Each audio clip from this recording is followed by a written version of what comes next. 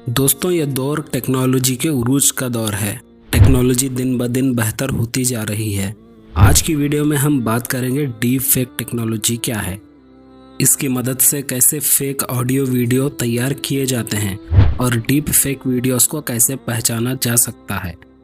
आज की वीडियो में जानेंगे। चलिए वीडियो शुरू करते हैं।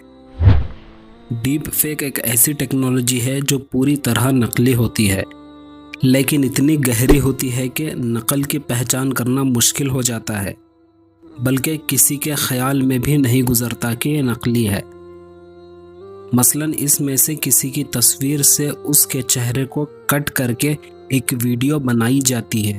वीडियो में एक दूसरे शख्स को बैठाकर बात करवाई जाती है। बाद में उसके चेहरे को एडिट करके जिसको टारगेट किया जाना होता है उसका चेहरा लगाया जाता है और एडिटिंग के ज़रिए